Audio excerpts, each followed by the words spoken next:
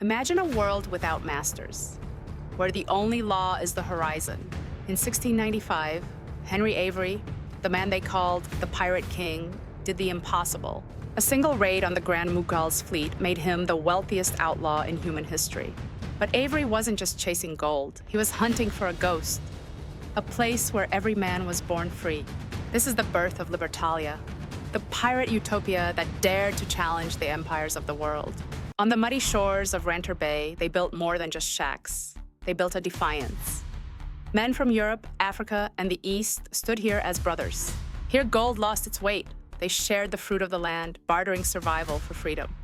No king sat on this throne, only the law of the council. They built a defiance, a place where every man's voice was sovereign. This wasn't just a colony, it was a ghost of a world that should have been. The truth about Libertalia isn't found on any map. It's buried 60 feet below, anchored in the crushing silence of the deep. These aren't just ruins. They are the skeletal remains of a fleet that dared to defy empires.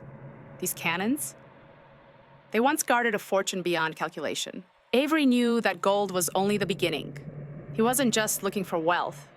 He was looking for an escape the world would never forget. This wasn't just a hideout. It was a masterpiece of rebellion.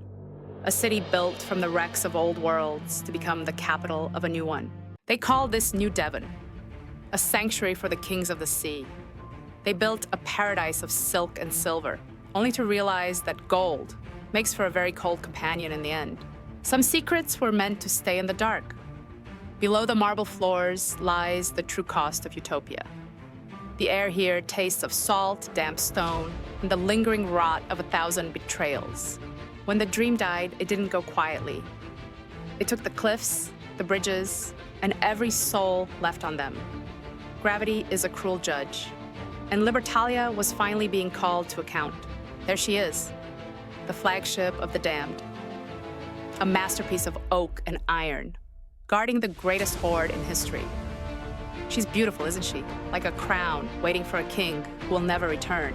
2 brothers, 2 captains, 1 pile of gold.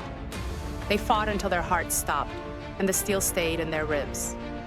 Now the fire takes the rest.